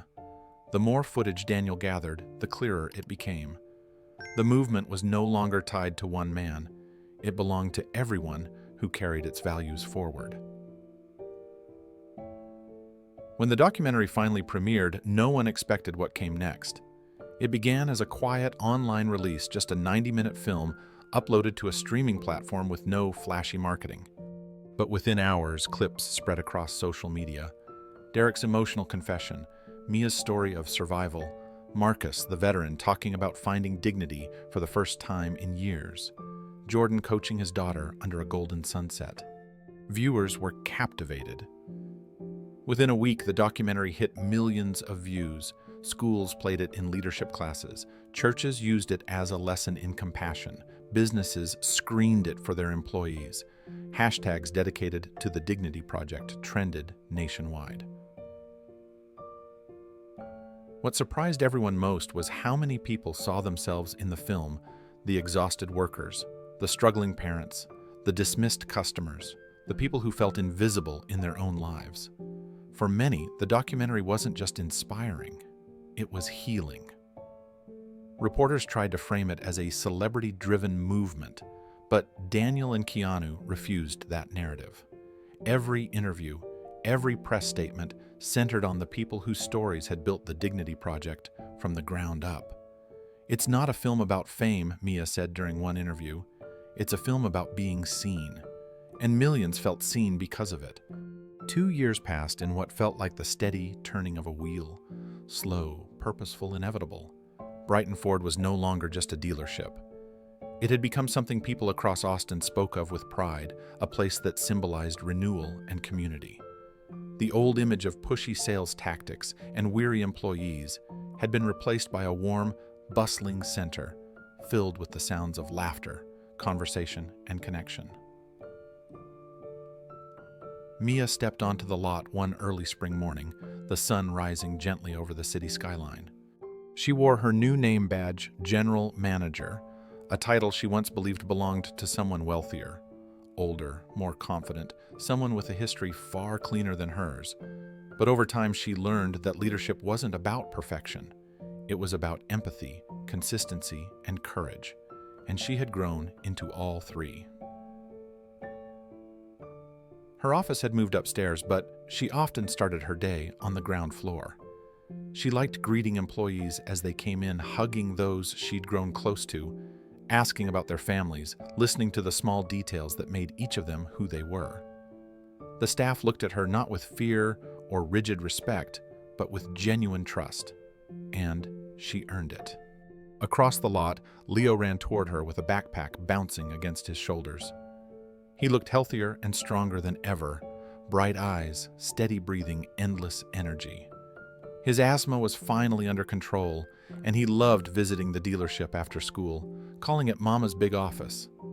Mia knelt down, pulled him into her arms, and kissed the top of his head. "Did you eat breakfast?" she asked. He grinned. "2 pancakes." She laughed softly. "Good. You've got a big day at school." When Leo ran off again, she watched him go with a smile that held 2 years of relief, 2 years of growth, 2 years of being able to breathe again. Inside the dealership, employees were preparing for the weekly leadership meeting. Many of them were part of the national training program, helping new dealerships join the Dignity Project network. Some were traveling every month to teach managers across the country how to run compassion-first workplaces. The woman who once had 2 exhausting jobs now managed a team of 60. The employees who once feared coming to work now taught others how to rebuild trust. And Mia could feel the ripple effect everywhere she walked. A few minutes before the leadership meeting, Mia stepped into the community wing, an entire section of the building that didn't exist 2 years ago. What used to be a cluttered storage area had been transformed into a bright community center with donated books, computers, couches, and long tables where children worked on homework after school. Local teachers sometimes volunteered here. Parents gathered for support meetings. Seniors came for technology classes. It had become a hub of life. Near the far corner, Mia spotted Diego arranging chairs for a parenting workshop. He moved with calm purpose, his posture steady, his eyes clear. Sobriety had changed him not just physically, but spiritually. The man who once carried shame like armor now greeted everyone with gentle sincerity. He smiled when he saw Mia. "Thought I'd get these set up early. We've got a full group tonight." Mia returned the smile. "You're good at this." He shrugged a little shy. "Helping other people stay on track helps me stay on track." His recovery had been long and painful, but he hadn't slipped once. He attended counseling weekly, volunteered with addiction support groups, and now led sessions for struggling parents. He wasn't perfect, but he was present, and that mattered more than anything. "How's Leo?" he asked. "Excited for school. He wants to show you his science project this weekend." Diego's smile widened. "I'd love that." They shared a quiet moment, not partners, not enemies, but 2 people learning to co-parent with grace. He respected her boundaries, and she respected his progress. As Mia walked back to the main hallway, she passed Derek's new office. Inside, he sat at his desk, reviewing materials for the rehabilitation initiative he now led. His job was to help toxic or burned-out employees in partner dealerships unlearn harsh behaviors and rebuild healthier habits. He handled it with a compassion he never previously believed himself capable of. He noticed her and waved her in. "Hey, Mia. I was thinking maybe we add a section next month on conflict de-escalation techniques. Some of the new dealerships are struggling." "That's a great idea," she said. "Let's include it." Derek nodded, scribbling notes. His posture was different than years ago, less defensive, more grounded. His eyes had regained a softness they once lost. "Thanks for believing in me," he said suddenly. 2 years ago, I wouldn't have trusted myself with any of this." "You earned it," Mia replied. "You rebuilt your life." He smiled, humbled, "Because someone finally saw me." Mia stepped out, her chest full of pride for the people around her. 2 years had changed everything. The leadership meeting began in the main conference room, now decorated with photos from partner dealerships across the country. As Mia walked in, employees from every department greeted her warmly.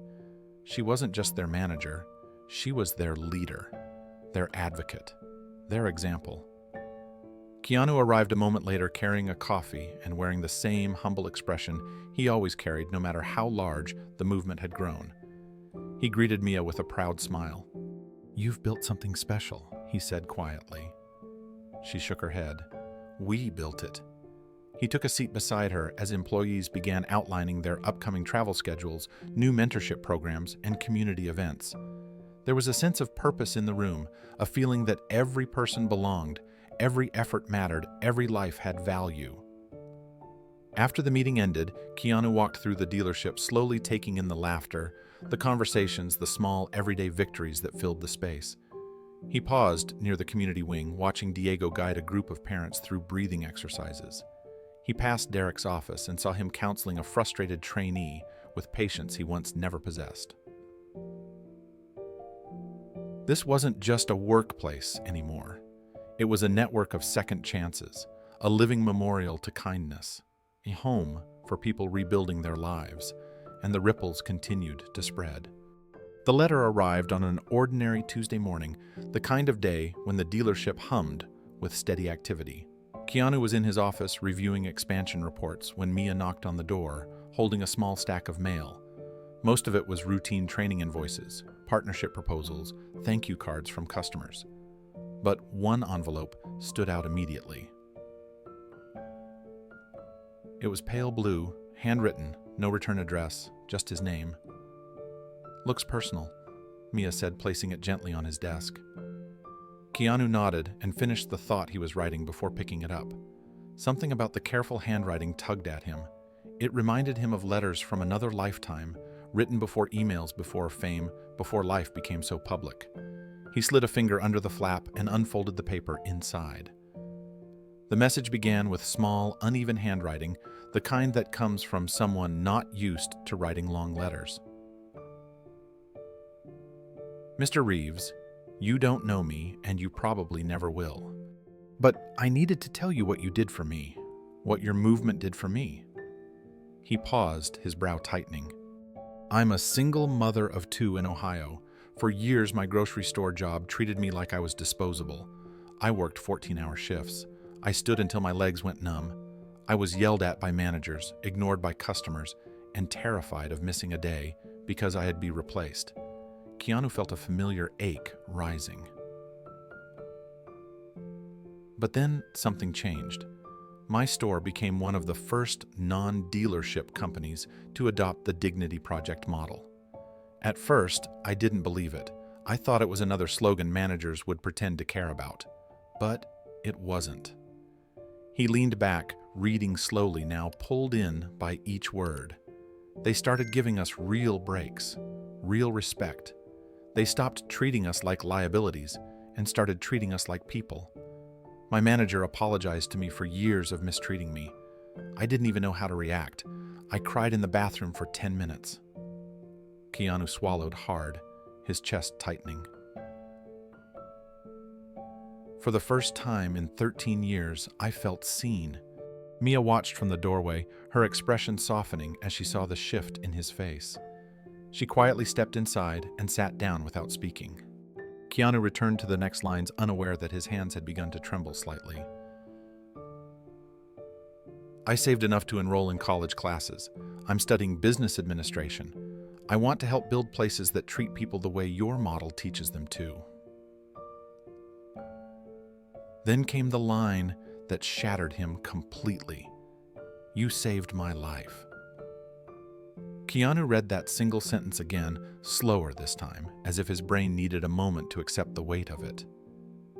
"You saved my life." The words blurred for a moment, and he blinked quickly, trying to steady himself. He continued reading. "I wanted to give up so many times. I thought my life didn't matter. I thought I was just another tired worker no one cared about. But your project showed me there is still kindness in the world. It showed me that people like me deserve dignity too. You don't know my name. You don't know my face. But please now to know this, your kindness reached farther than you ever imagined. Because of you, my sons have a mother who finally believes in herself. Because of you, I see a future again. Thank you for giving me my life back. Sincerely, a mother you helped without ever meeting." The letter ended there, simple, unpolished, deeply human. Keanu stared at the paper in silence. His breath wavered. Every memory he had spent years pushing down, the grief, the loss, the moments when he felt invisible, rose to the surface. And yet in the middle of that swell of emotion, something else appeared too. Healing. Mia reached across the desk, placing a hand gently on his arm. "Are you okay?" He nodded slowly, still unable to speak. He folded the letter carefully, almost reverently, and held it against his chest for a moment, like something sacred. When he finally found his voice, it was softer than usual. "I never meant for any of this," he whispered. "I just wanted to make one place better, one moment better." "And you did," Mia said. "But people needed what you created. They carried it forward." Keanu leaned back in his chair, overwhelmed by the realization that the Dignity Project had expanded far beyond dealerships, far beyond his own reach. Grocery stores, retail shops, community centers, places he had never visited were changing because someone believed kindness could be a model, not just a feeling. Mia watched him carefully. She had seen him humbled, exhausted, inspired, but never like this. Never with this mix of grief and gratitude, pain and pride.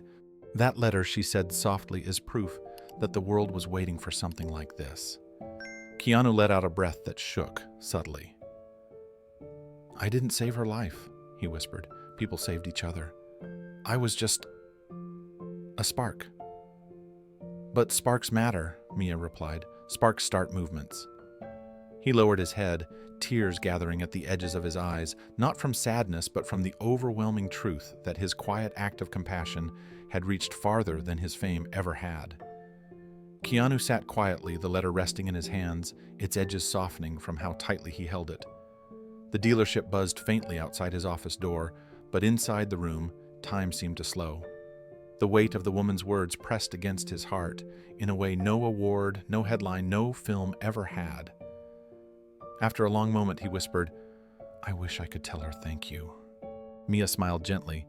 "You just did, by creating all this."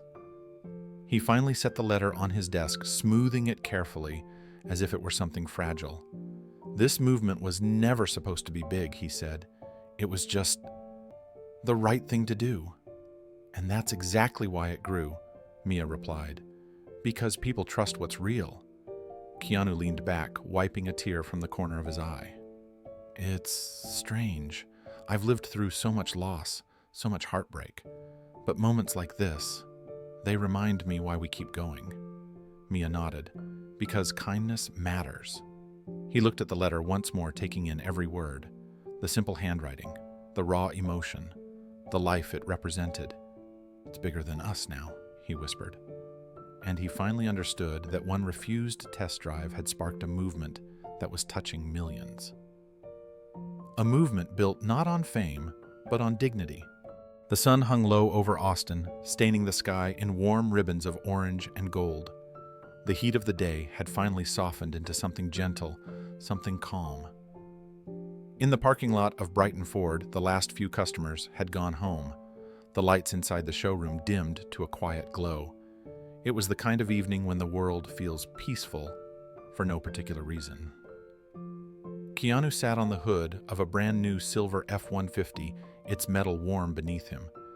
Next to him, Mia settled into her own spot on the hood, her legs dangling slightly as she watched her son Leo run across the far side of the lot. He was pretending the parking lines were racetracks, zigzagging between them with the endless energy of a child who finally knew how it felt to breathe easily. The boy's laughter floated across the lot like music. It was lighter, freer than it had ever been before. His chest no longer wheezed when he ran. His small shoulders no longer hunched from worry. For the first time in years, he wasn't living in fear of his own lungs. Mia watched him with soft eyes, her heart swelling every time he spun around and waved at her. "Look at him," she whispered. "He used to get winded just walking up the stairs." Keanu followed her gaze. "He's strong, stronger than most kids I've known, stronger than me," Mia said, a little smile tugging at her lips. Keanu shook his head. "No, he gets that strength from you." For a moment, neither spoke. They simply sat together, listening to Leo's footsteps and the distant hum of evening traffic. The golden light touched the side of Keanu's face, softening the lines near his eyes, making him look both younger and older at the same time. Peaceful, tired, full. Mia exhaled, letting the quiet settle. "You know, sometimes I still can't believe all of this happened. That one day you just walked in here and everything changed. Keanu tilted his head slightly. It's strange, isn't it? One small thing. One moment, she nodded. A moment that didn't feel important at the time. But it was, Keanu said gently. Sometimes the smallest moments are the ones that change everything. Mia leaned back on her hands, letting the warm metal support her. The breeze carried the faint scent of cut grass from the neighboring lot. I used to think life was something that just happened to me, she said softly. Like I was always reacting, always surviving, always one bill away from falling apart. Keanu listened without interrupting. That was one of the things people always felt around him, like their words had a place to land. But then you came in here, she continued, and everything I thought I knew about people changed. You didn't just buy a dealership. You rebuilt lives. You rebuilt mine. Keanu breathed in slowly. I didn't rebuild anything, Mia. You did the hard work. You showed up every day. You kept going even when life tried to break you. She looked at him, her expression warm but serious. You gave me the chance I never thought I would get. He shook his head again, this time a little slower. Your father gave me a chance once. I spent years thinking of that day, thinking of the kindness he showed me when he didn't have to. I promised myself that if I ever got the chance to pass that kind of kindness forward, I would. You were never a coincidence, Mia. This place, this journey. It was always meant to come full circle. Her eyes glistened, but she blinked the emotion back, letting the feeling settle instead of spilling over. From across the lot, Leo shouted, Mom, Keanu, watch this? He sprinted forward and jumped over a small concrete bump like it was a mountain. He landed awkwardly, arms flailing, but laughed anyway. That kid's got heart, Keanu murmured. He does, Mia said. And now he has a future. For a long moment, they both watched Leo tracing imaginary racetracks again. The sun dropped another inch, and the sky deepened into amber. It felt like a moment suspended between all the pain that had come before and all the healing still ahead. Mia's voice softened into a whisper. You ever wonder how many lives you've changed without even knowing? Keanu's shoulders rose and fell. I used to wonder. Now I just hope I change at least one for the better. The sky shifted into deeper shades of gold as the last bit of sunlight curved over the rooftops. Keanu watched the glow settle across the lot, across the building, across the lives that had grown inside it. He let out a quiet breath. You never know who you're helping when you choose kindness, he said, but it always matters. Mia smiled gently, and look what one moment did, one act, one decision. Leo ran toward them, cheeks, red hair, messy, breathing hard. Can we stay a little longer? He asked. Yeah, buddy, Keanu said. We can stay. Mia looked at the sky. It's beautiful tonight. It is, Keanu agreed, and it feels right. They sat together in peaceful silence, three people connected not by blood, not by obligation, but by the simple truth that kindness can rewrite the ending of any story. And now to the viewers watching, Keanu would ask the question that mattered most. Have you ever felt invisible? Tell your story. Tell your city. Tell where kindness found you or where you wish it had, and share what transformation you want to see next. Because sometimes one comment starts a movement.